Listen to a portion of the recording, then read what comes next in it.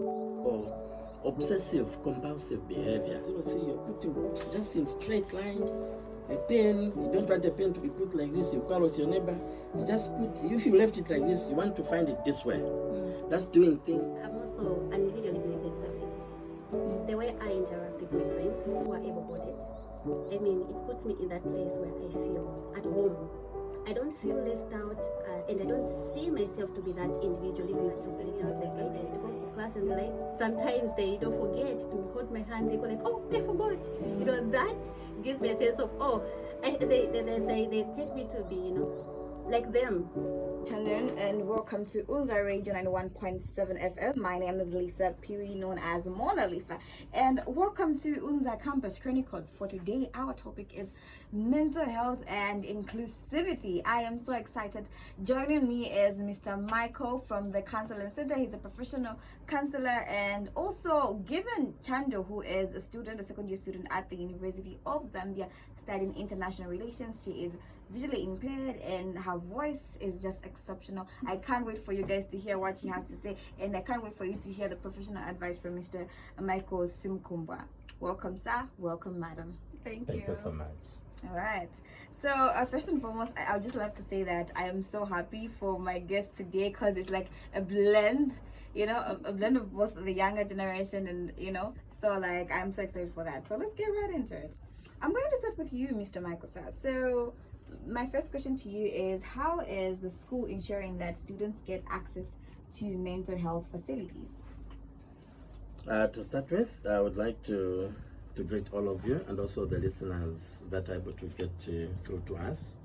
And answering your question, I would like to say that how students are able to access mental health facilities is actually through diverse ways. And to start with, we've got Unza Counseling Center. That center has been set primarily to allow all types of students, both able-bodied and also those that are differently abled students. So this means that Unza Counseling Center has been set aside to attend to all these people, because they tend to have actually problems when they come in an institution. Yeah, and what happens when anybody comes in an institution such as this one, they tend to have actually problems such as blending in a new environment. So you expect problems such as emotional and psychological and adjustment problems around there. And as counselors, we are able to lay these anxieties when they come in the institution.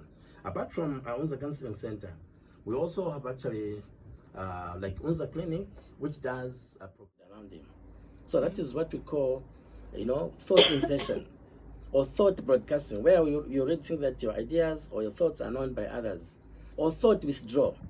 In this case, we imply that your thoughts, you feel that you have stopped thinking because somebody has gotten your thoughts away from yourself. So when you see all these, these things, then somebody is wrong. Is actually getting down the road.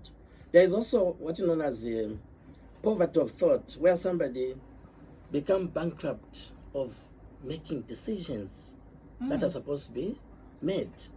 For example, when you wake up, you know that you're supposed to take a bath and eat, but you wake up without coming, not taking care of yourself.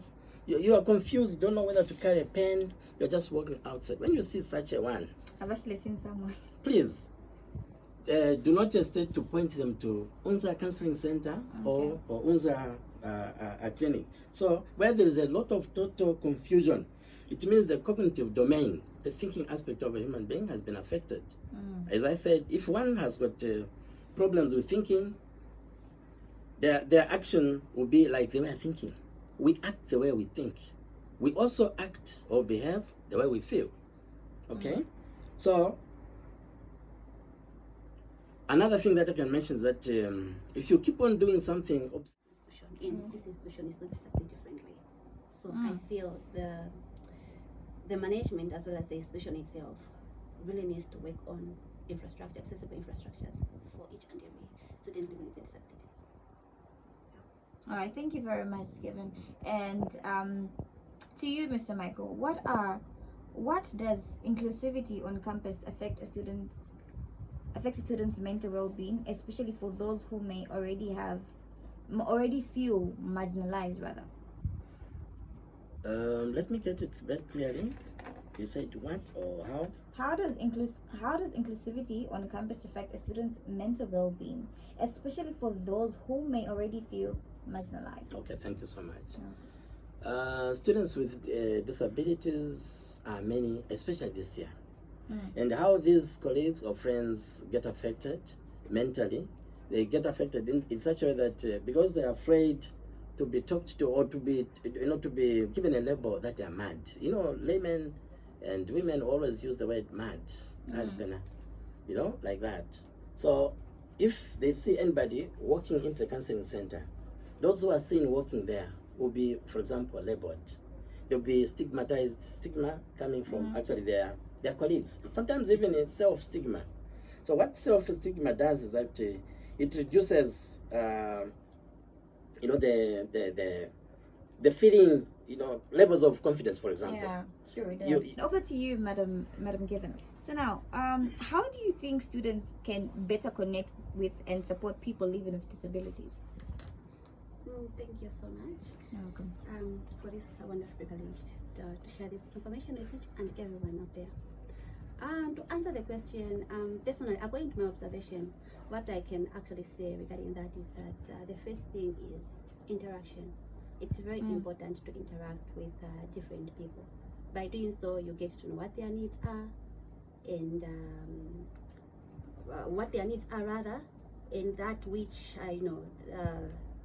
is challenging to them in terms of learning, mobility, and whatnot.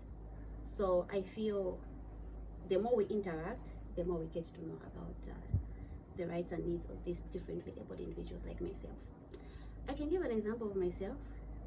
They don't look at me to be someone with a special need, you get. So I really feel so happy. So I insist to say that interacting with the differently abled individuals is the way to go. All right, thank you very much. Well said. So now your follow-up question is, what are some of the biggest misconceptions that people have about individuals living with disabilities? Thank you for that question. You're welcome. The first one is self-pity. When you look at someone who is differently abled, it doesn't mean those people are worthless. It doesn't mean those people cannot do anything. They cannot become independent. They cannot become better citizens. Self-pity isn't the way to go. And also, when you look at someone who is differently abled, let me give an example of myself again.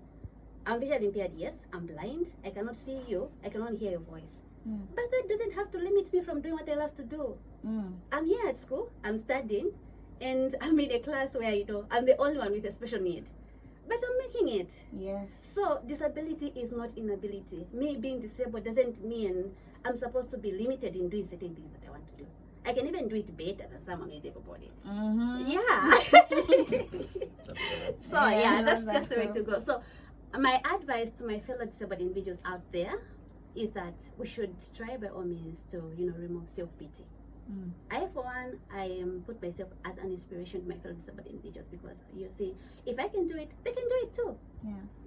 So yeah. All right. Thank you very much. What an incredible response. Yeah. And to you, sir, how can someone know that they may be struggling with poor mental health, and what are signs that we as students should look out for to just to see if maybe I am really going through this, Thank you so much for that question. The signs that students are supposed to look out for, if they are struggling with mental health issues, is one. First of all, these will border on the following things. First of all, there will be a change in how they feel. Okay, so we are talking about affective disorders. Okay, this goes with also how they think. So the thought process actually will tend to go bad. So they also have actually an altered behavior, how they will be acting because of what they feel and how they and how they think. So students will show the abnormalities in the sense that, one, they are going to begin to isolate themselves. So anybody you see sitting alone, isolating oneself from the rest of the people, already that's an abnormality. That behavior is actually is a red flag. So those that will be also, another point is that those that will be thinking about worthlessness, okay, self-unworthy, so to say, they tend to have actually suicidal ideations or ideas of self-harm. So if you hear anybody who wants to get rid of themselves, and it means actually they have been actually thinking and feeling low. So you have actually very low mood and also very high mood. So you are also going to see students as a sign that should signal readiness for help. If you see somebody who is failing to take care of themselves, okay, that's a sign. Please, you need to help. Yes, you are also going to see people that have got actually having strong false fixed beliefs. This we call delusions. So anybody who is going to show false fixed beliefs about themselves or about the things that you know, then you know that I think there's a problem. Somebody has moved away from normality to abnormality. So if you see anybody with such, please, it is a signal. There are several others like sleep disorders or disturbances. Others will have